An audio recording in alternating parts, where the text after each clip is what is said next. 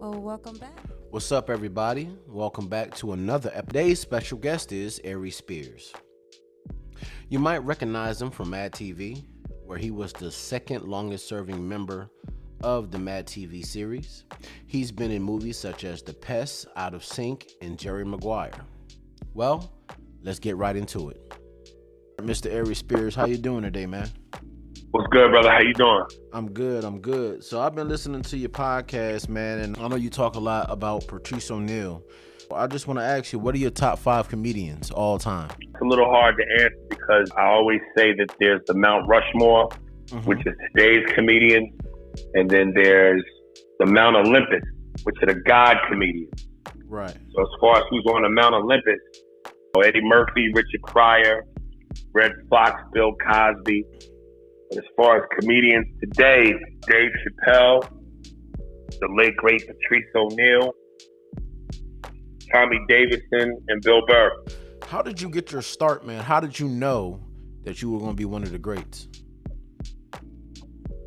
Well, I would never title myself as one of the greats because I don't believe that I'm one of the greats. I like to be in the ballpark. I like to be in the conversation when you talk about guys like Patrice, Dave, Bill Burr, Tommy Davidson, Cat Williams, and whoever else you might throw in there. Right. But I never considered myself one of the greats. Are there any myths about your profession that you want to debunk right now? Is it hard to start out as a comedian? Does the money come right away? Just anything that you listen to people talk about that you think is not true about your profession.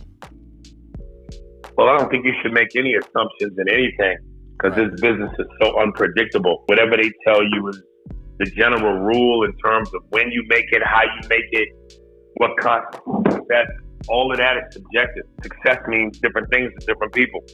No one else can define your happiness other than you. It's all a different opinion in terms of what constitutes success and making it. When you was in the movie The Pest, I thought you was hilarious. I realized that you're a comic that tell the truth. And when you tell the truth, you might ruffle a couple of feathers. Do you think in any way that hurt your career by telling the truth? If you think it did, do you think you should change or just remain the truth teller that you are? Well, absolutely. I think it's hurt my career. It depends on what constitutes success for you. It constitutes what means something to you in terms of how you live your life. I'm a firm believer in telling the truth. And all the greatest comedians who ever did comedy told the truth. But obviously we live in a different climate now in terms of wokeness, in terms of political correctness. I'm a firm believer in standing your ground. And telling the truth has hurt my career or has delayed my success in terms of where I know I should be versus where I actually am. So be it. But I'm willing to ride this out until the wheels fall off because I believe in my stand. I feel you, man. I feel you.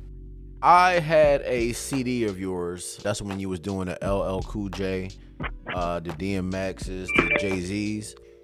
Right. When did you find out that you were so good at doing these voices? I mean, it's just something I'd always been able to do since being young. Probably when I was 9, 10, 11, 12 years old.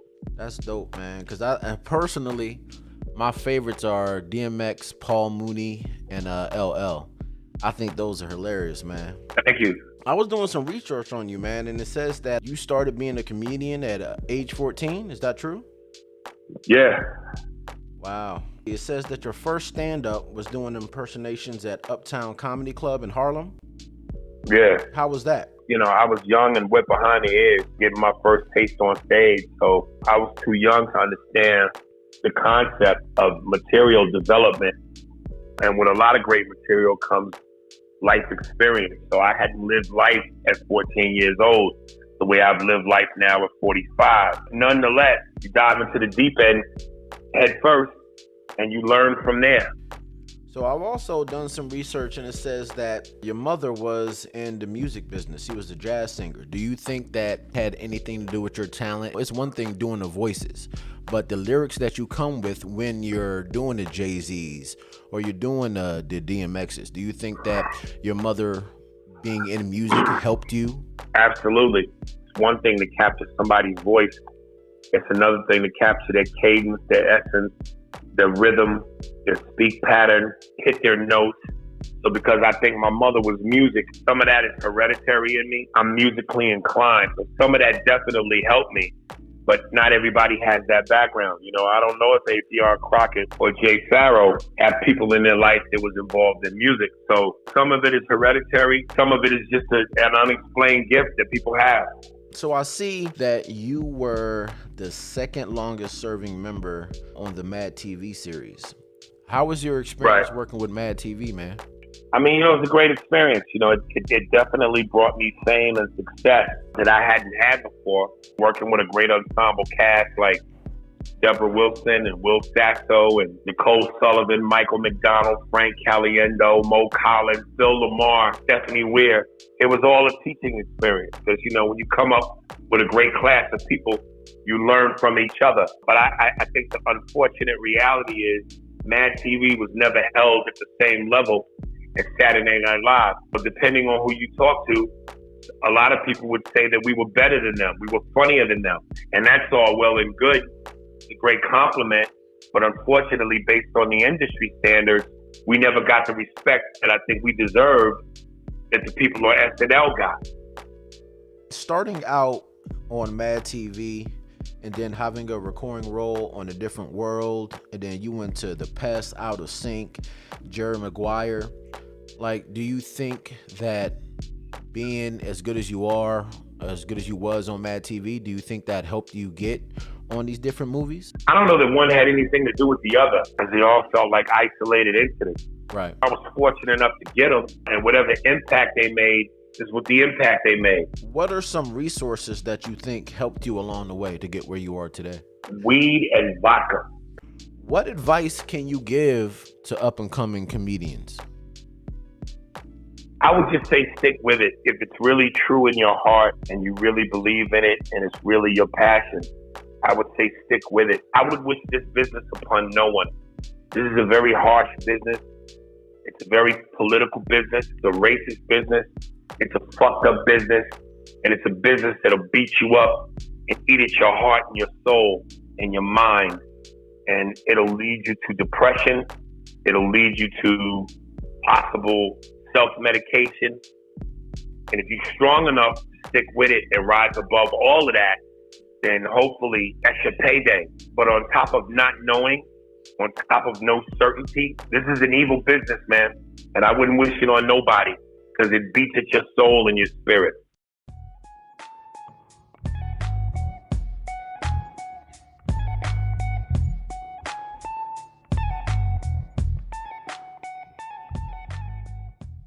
Well, I've been listening to your podcast a lot lately, man. How did you and Andy hook up? A long story short, he ended up opening up to me about 3 years ago. And he ultimately asked me if he could be my regular feature. I said yes. We had been working together on the road for about a year.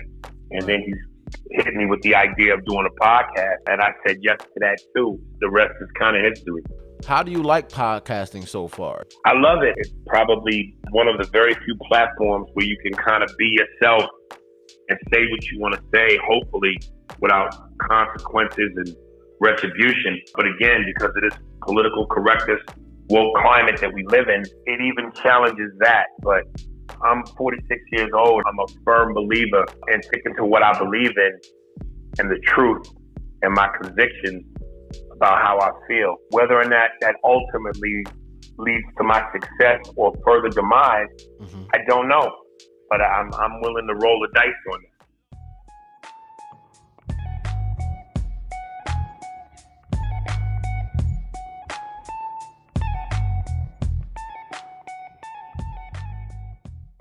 I saw on your Instagram that you actually posted a video of you being emotional about the Derek Chauvin conviction.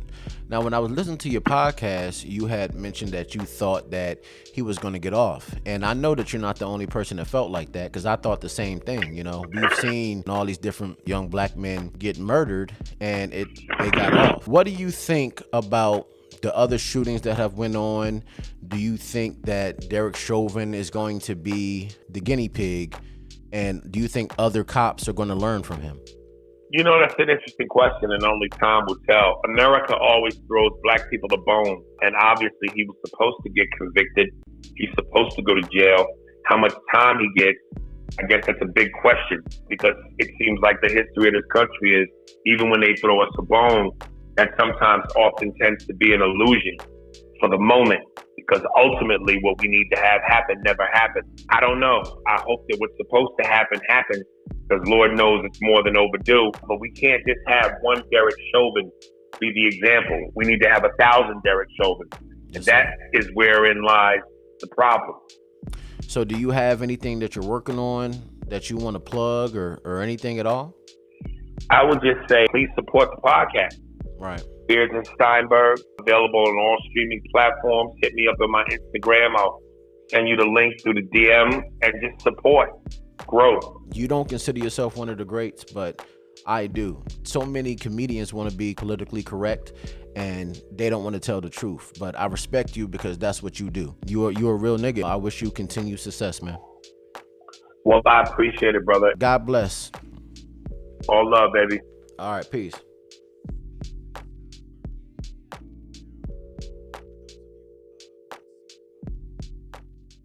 Thank you for tuning in. Hit that like button, comment, and subscribe.